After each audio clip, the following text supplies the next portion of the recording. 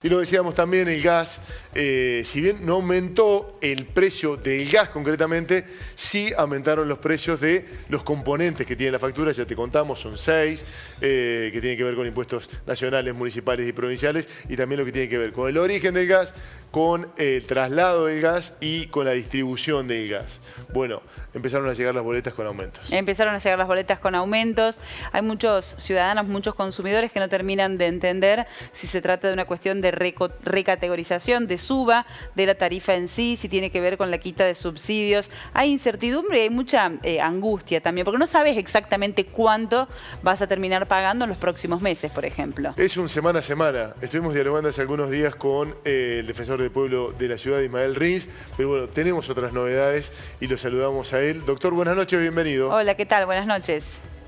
Buenas noches, Marina. Buenas noches, Pablo.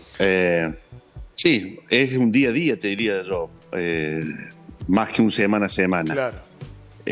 Honestamente, la situación del precio del gas, hablábamos hace unos días, ustedes refirieron bien, en respecto a ese congelamiento que habían sacado en un decreto medio de trasnoche a los precios de abril. Bueno, con las facturas ya repartidas, lo decíamos en aquel momento, o sea que el congelamiento no sabemos si todavía a ciencia cierta se operó o si no operó.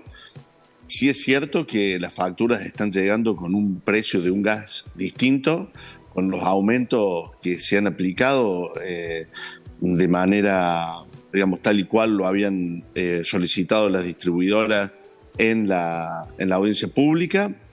Y la novedad de esto es, digamos, los grandes, los costosos cargos fijos que tenemos hoy en las facturas, digamos, que nos llegan con un cargo fijo muchas veces, y el cargo fijo te aseguro que cuando empiece de nuevo a llegar el calor va a superar al consumo, porque realmente son escandalosos los cargos fijos que hoy la empresa tiene, digamos, a su favor. No lo use, ¿Cuáles son, doctor? Gas. ¿Cuáles son esos cargos? Bueno, mira, los cargos fijos es el primer ítem para decírselo a quienes reciben la factura.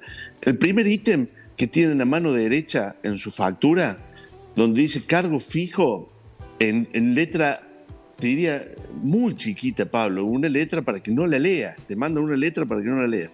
Ahí dice el cargo fijo. Y arrancamos en los 10.000 pesos.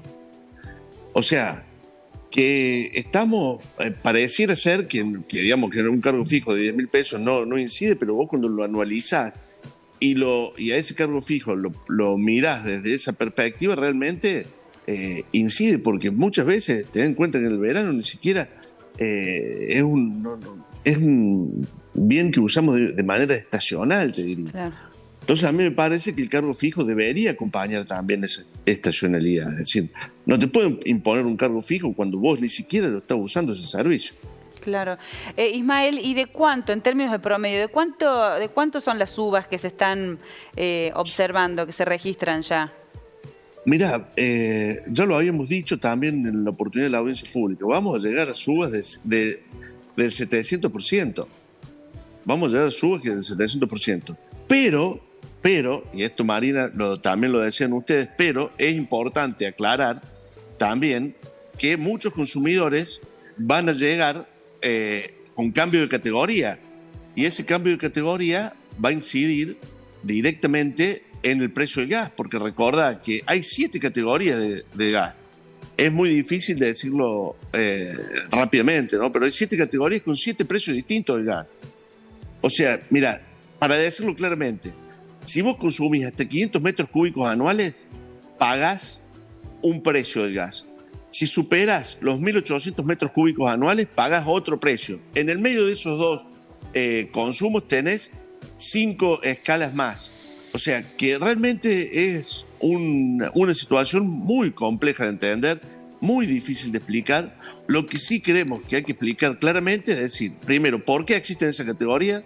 El precio del gas, como también lo decían ustedes con el precio de la nafta, es inaceptable que tenga precios distintos geográficamente. Sí, pueden decir los costos de distribución, bueno, pero es realmente abusivo que en el interior sigamos pagando el precio más caro que en Buenos Aires. Es realmente abusivo, digamos, no sé por qué no se puede arreglar eso. ¿Cómo es la diferencia, Es- más o menos para tener una referencia, de la diferencia de lo que se paga aquí en la provincia y en Buenos Aires?